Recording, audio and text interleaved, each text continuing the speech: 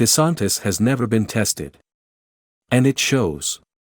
Count me among those not in the least surprised that Florida Governor Ron DeSantis, is finding a pre-presidential announcement tour tough sledding, as his slide in the polls reflects.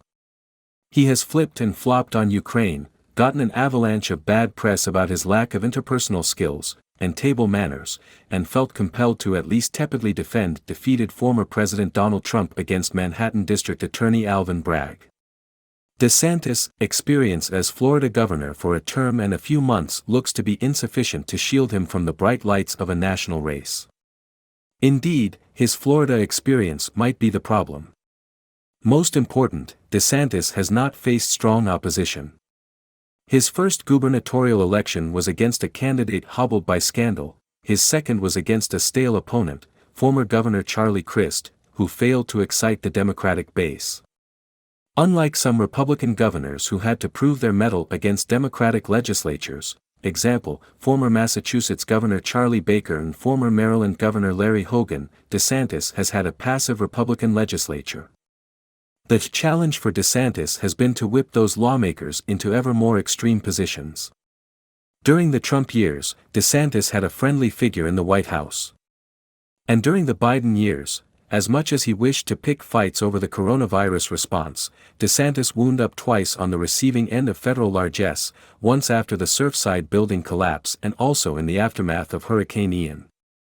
That isn't what the base is looking for. Like a boxer who has never had an adequate sparring partner, DeSantis seems utterly unprepared for the flurry of insults from Trump. DeSantis tried ignoring him and then tried half-heartedly shoving back.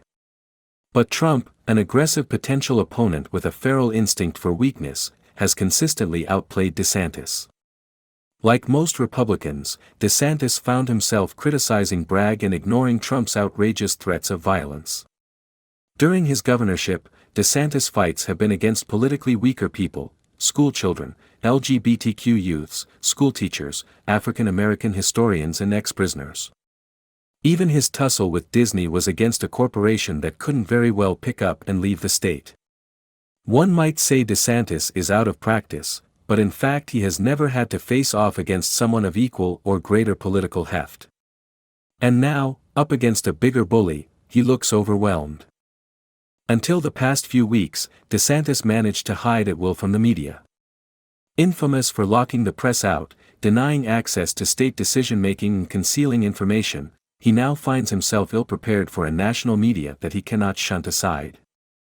When he tries to avoid journalists, he looks bumbling, weak and scripted.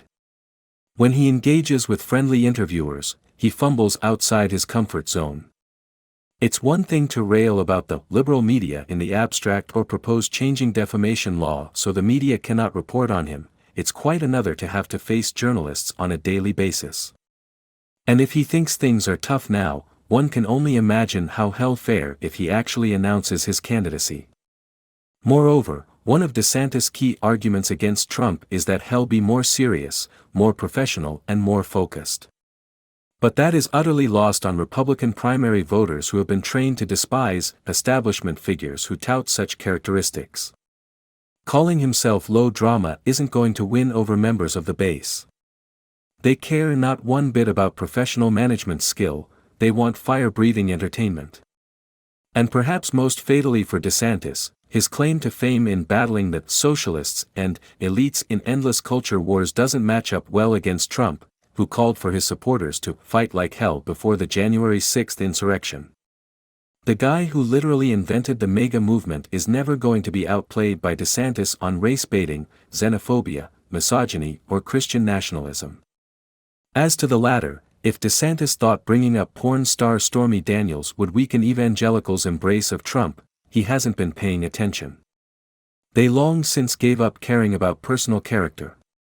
As Public Religion Research Institute President Robert P. Jones writes, one of the most blatant acts of public hypocrisy I've witnessed, in more than 2 decades observing conservative white Christians, was their easy discarding of the values voters moniker along the road to supporting Trump. Just as former Vice President Mike Pence earns no points for piety from the base, evangelicals aren't enamored of a candidate who is less crude, less promiscuous and less greedy than Trump. Though he touts himself as the most capable Trump opponent, DeSantis might actually be poorly positioned to dislodge him. Never having faced a formidable opponent or the national media, DeSantis appears overwhelmed. His appeals to competence and to moral rectitude are laughably out of step with today's mega Republicans. And because DeSantis has no other real successes, his emphasis on the culture wars is unlikely to sway voters who see Trump as the ultimate warrior, practically a religious figure who has been fully embraced as an authoritarian figure they see as the savior and protector of white Christian America, as Jones puts it. If DeSantis wants to win, he had better toughen up fast. If he doesn't want to be knocked out, he had better start throwing punches that might hit Trump's weaknesses that matter to Republicans. He could start by telling voters Trump is too feeble, doesn't know how to win anymore and isn't tough enough on China. That might actually impress those who crave someone to fight on their behalf. If DeSantis cannot turn around his feckless introduction and begin landing punches, Republicans nervous about choosing a manic and possibly indicted nominee who seems increasingly detached from reality might have to look elsewhere.